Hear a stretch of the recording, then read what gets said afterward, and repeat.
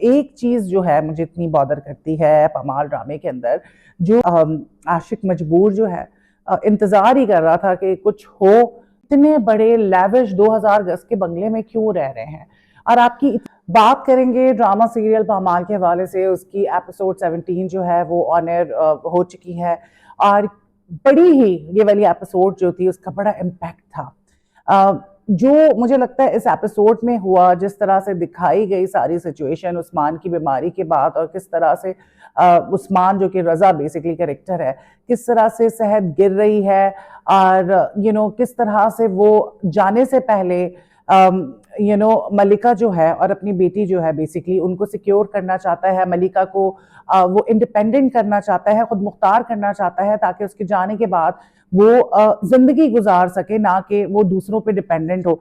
तो बहुत ही जो है स्टोरी इंटरेस्टिंग हो गई, और बहुत ज्यादा मुझे लगता है कि लोगों को जो है ना इसमें, अब आप कह लें कि लोग बहुत ज्यादा इमोशनल हो गए जितने मैं कमेंट्स पढ़ रही थी इस एपिसोड को देख के। और मुझे लगता है कि बहुत सारी लेयर्स हैं इस एपिसोड के अंदर। ट्रुथ, इमोशंस की अगर बात करें, अगर हम बात करें रिफ्लेक्शन की, तो वो बहुत सारी चीजों पर रिफ्लेक्ट कर रही है कि किस तरह जो है, अगर पता चल जाए आपको कि किसी को इस तरह की जानलेवा बीमारी है और उसके पास वक्त कम है, तो जो उस इंसान पे बीत रही होती है और उसके साथ वालों पे बीत रही होती है, उसको बहुत अच्छी तरह से पोर्ट्रे किया गया है। और बड़ा प्रोग्रेसिव मुझे ये स्क्रिप्ट लगा। और बहुत सारे इश्यूज जो हैं इस एपिसोड के स्क्रिप्ट ने वो कवर किया। और मुझे लगता है जिस तरह से इसको इसको फिल्माया गया वो वाकई बहुत ज़बरदस्त है, और उस पर वाकई इनको जो है दाद देनी चाहिए। बड़ी डिटेलिंग जो है उसको इनकॉर्पोरेट किया गया इस एपिसोड के अंदर, और ऑडियंस को जो है ना कहते हैं ना कि इमोशन से गुजारा गया, इमोशनली एंगेज कर लिया। तो काफ़ी इंटरेस्टिंग एपिसोड थी। और इस एपिसोड में उस्मान मुख्तार जो है उनका जिस तरह से गेटअप किया गया है, और जिस तरह की उन्होंने एक्टिंग की, मुझे लगता है कि वो होता है ना आखिर के एपिसोड में आप इतना करेक्टर में आ चुके होते हैं 10-15 एपिसोड्स के बाद के, आपके लिए बड़ा आसान हो जाता है, because you are into it उस करेक्टर के अंदर।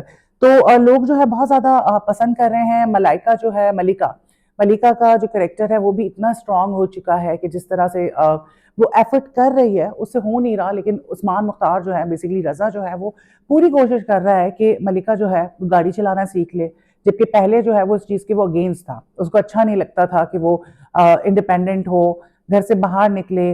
उसको लगता था दुनिया बहुत ख़राब है और औरत को जो है घर में रहना चाहिए, मियाँ की ताबेदार होना चाहिए। अब जो है रजा जो है उसका कैरेक्टर बड़ा अच्छा दिखाया गया कि अब नाउ वो रियलाइज कर रहा है कि यार काश मैं पहले, और वो कहता भी है मलिका से कि काश मैं पहले जो है तो मैं खुद मुख्तार होने देता, और ये मैं बड़ा पछता रहा हूँ कि मैंने ऐसा नहीं होने दिया। और अब वो कोशिश कर रहा है कि मलिका जो है गाड़ी चलाए, अपने काम खुद करे। जब मलिका जो है, एक चीज जो है मुझे इतनी बॉदर करती है पमाल ड्रामे के अंदर, जो कजन है मलिका का, क्या नाम है मैं भूल गई, जो भी है नाम मैं यहाँ पे मेंशन कर दूंगी। बेसिकली उसके साथ शुरू दिन से प्रॉब्लम है, शुरू दिन से मसला है।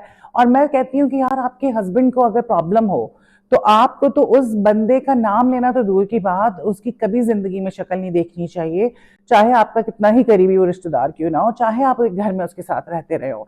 लेकिन हमेशा उसको जो है मलिका उसके बारे में बात करती है, वो मिलने आ जाता है, फिर वो आ गया है, वो घर मिलने के लिए आया, फिर उसको बिल दे देती है कि जी भरकर आ जाओ।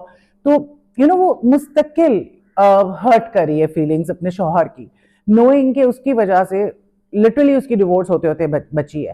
तो ये वाली बात जो है ना मुझे समझ नहीं आती कि भाई तुम्हारे हस्बैंड को प्रॉब्लम है, अब तो वो मर रहा है, फिर भी तुम अपने कजन को लेके उसके साथ जो है एक रिलेशनशिप तो नहीं कहेंगे, लेकिन उसके साथ वो ताल्लुक जो तुम्हें खत्म कर देना चाहिए था अभी भी तुमने रखा हुआ है। उससे बात भी करती हो, उससे काम भी करवा रही हो। तो दिस इज कम्प्लीटली इनसेन। औरतें तो डरती हैं यार कि हमारा घर का रिलेशनशिप ना खराब हो, हमारा मियाँ ना नाराज हो। उसको बेचारे को मरते मरते भी नहीं छोड़ा। खैर वो कहता है कि भाई तुमने उससे क्यों कहा, तुम्हें नहीं कहना चाहिए था, जो बिल तुमने भरने के लिए भेजा तुम जो है खुद करोगे काम। खैर दिखाते हैं कि जी उसका पहले एक दफा एक्सीडेंट हो जाता, वो गाड़ी लेके जाती, तो फिर दोबारा ये कहता है कि तुम जो है लेके जाओ, कुछ भी नहीं होगा गाड़ी। अब एक और चीज मुझे बड़ी अनरियलिस्टिक लगती है कि जो दिखाया कि यार इतने बड़े महल में रह रहे हैं, अरबों रुपए का वो घर होगा, एक तरफ आपकी जॉब छूट गई थी, आप पे केस हो गया था, आप प्रॉपर्टीज अपनी बेच रहे थे, तो मुझे ये नहीं समझ आया कि आप फिर इतने बड़े लेविश 2000 गज के बंगले में क्यों रह रहे हैं, और आपकी इतनी छोटी सी फैमिली है, तो ये मुझे बड़ी अनरियलिस्टिक सी बात लगी। खैर घर भी है, बड़ी गाड़ी भी है उनके पास, 2.5-3 करोड़ पे की। सो ये बात मुझे समझ नहीं आई। ये दिखाना चाहिए था कि जी उन्होंने अपना घर बेच दिया है, छोटी जगह मूव हो गए हैं, वो बड़ा रियलिस्टिक लगता। गाड़ी छोटी ले ली है, लेकिन वो सारी चीजें वहीं की वहीं हैं। तो ये वाला जो एपिसोड है ऑनेस्टली बहुत अच्छा था।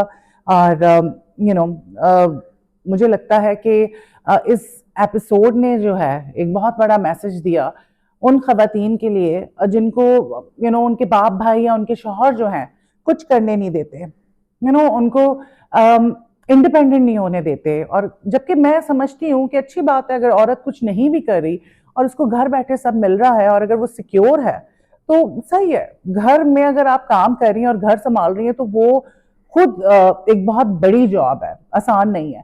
लेकिन जो औरतें जिनकी जायदादें नहीं हैं, जिनको फाइनेंशियल सपोर्ट नहीं है, तो उनको मुझे लगता है, बल्कि ज्यादातर क्या सभी औरतों को अपना एक करियर बनाना चाहिए, क्योंकि अच्छा बुरा वक्त जो है वो बताकर नहीं आता। आई एम श्योर कि ये वाली एपिसोड जो है बहुत सारी ऐसी लड़कियों के लिए जो कि यंग एज में बेवा हो जाती हैं, काफ़ी डिफ़िकल्ट होगा देखना। और मैं कमेंट्स पढ़ रही थी कि बहुत सारी ऐसी उसमें ख़वातीन थी जिन्होंने कमेंट किया था कि जी हम बहुत ज़्यादा रोए क्योंकि हमारे साथ एग्जैक्टली ऐसा ही हुआ था और हमारी बहुत छोटी छोटी उम्र में, यंग एज में हम बेवा हो गई थी।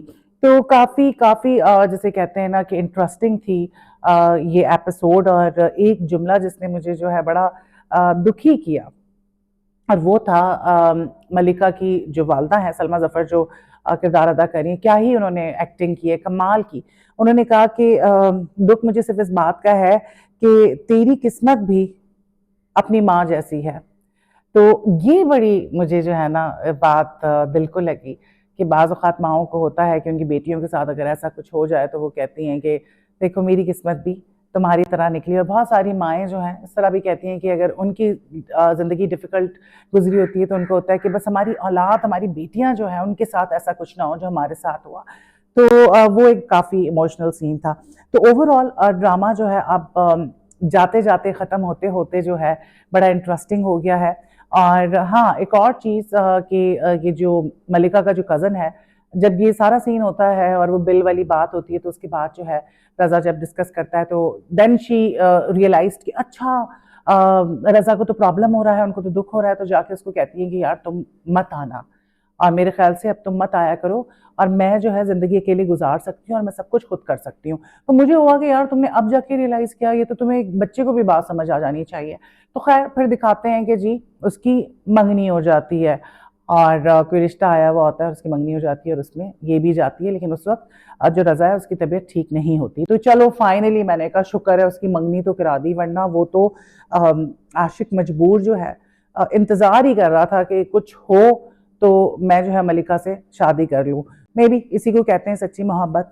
खैर एपिसोड काफ़ी इंटरेस्टिंग थी, लोगों को बहुत पसंद आई। आपको कैसी लगी मुझे कमेंट करके ज़रूर बताइएगा।